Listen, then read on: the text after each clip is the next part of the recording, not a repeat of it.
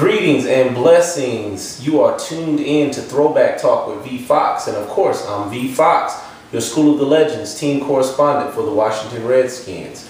Alrighty, so here we are. We're in week 8, and now the Redskins are set and ready to face off against the Buffalo Bills. Now, this is the first time in the history of the Washington Redskins that we will be playing a game outside of the continental United States. This game will take place in Toronto, Canada. Now, the Buffalo Bills are very familiar with playing in Canada. They're actually 0-3 since 2008. They've played at least one game a year in Canada, and they have lost each and every one. So, not that that's an advantage that we have, but I'll tell you this, Vern's view of the week. From the perspective of a player, it's just another game. You can't get swayed by all of the exterior things that come to boggle your mind and all of those things with traveling and being out of the country. It doesn't matter. You have to treat it as a business trip, and I'm sure that the Washington Redskins have prepared as such, and we're ready to take on this game. Now, I have some concerns about this game because this is not your normal Buffalo Bills team that we're used to year in and year out, the team that kind of lets everyone down. All of the Buffalo Bills fans are probably fair weather, but this team is a team that is doing some good things. Now, on the offensive side of the ball, they have Fred Jackson. This guy has been superior. He's actually elevated his play and become one of the elite backs in the NFL, and so he's definitely a threat. Already has 6 touchdowns on the season, and so we're going to definitely have to be watching him and making sure that we shut him down, because if we don't, it could be a rough day for our defense. Now, their quarterback, Ryan Fitzpatrick,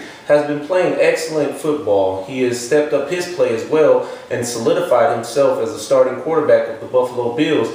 And he's shown mobility. He's also shown to have an accurate arm and be able to disperse the ball all over the field. The #1 receiver is Stevie Johnson. He's had a solid season up until this point, but he's shown flashes and definitely shown that he is a very, very versatile, not only that, but an athletic wide receiver.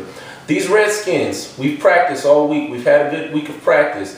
Now, our captain, our man in the middle, London Fletcher, sat out with a hamstring injury on Wednesday.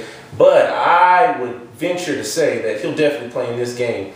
Playing with the Buffalo Bills for 4 years out of his career, this will be an important game for London as he goes back and faces off against one of his former teams, and I bet he'd have something to prove. So I would look and expect London to have a great game this week. Jim Haslett also was drafted by the Buffalo Bills in 1979. That's right, 1979, the year I was born. He was drafted to the Buffalo Bills, so I'm sure that he'll want to have a good showing with his defense as we go out and we face off against these Bills. On offense, I think that we definitely have another game under our belt with John Beck, and this will be another opportunity for him to go out, get comfortable with this offense. As I stated in the Monday wrap-up, he showed that he can go out and handle this offense. Was nothing to blow your horns about, but I think this week he'll have a good game. Matter of fact, I'm so confident in that, I'm going to say that he is our fantasy pick of the week. Yeah, that's right.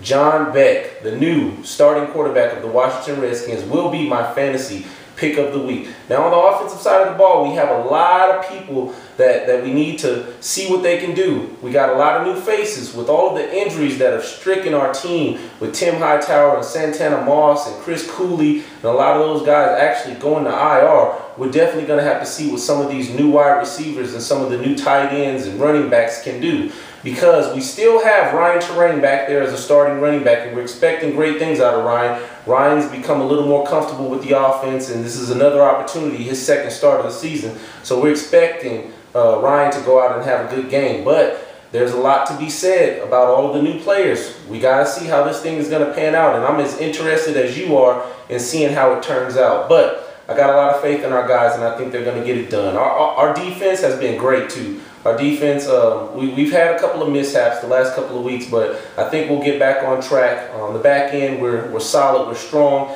We're going to be able to defend against this pass, but as I've stated, we got to stop Fred Jackson in the pass game and in the run game. Now, lastly, our throwback item of the week is a lot closer than you would think. Right here. That's it. Yes, this is a 2007 playoff hat that I received from playing on that 2007 team. Actually, in the 8 years of my NFL career, the only time I ever went to the NFL playoffs. Now, unfortunately, that was cut short by our first round departure against the Seattle Seahawks, but I still got this, and I'm still excited about being a skin. So check it out, check it out, check it out, check it out, check it out, check it out. Come on, let's get it done, guys, this week. I love you guys. We're riding with you. We're supporting you 100%. Hail to the Skins. Catch me every week for pregame and postgame analysis and everything in between. God bless.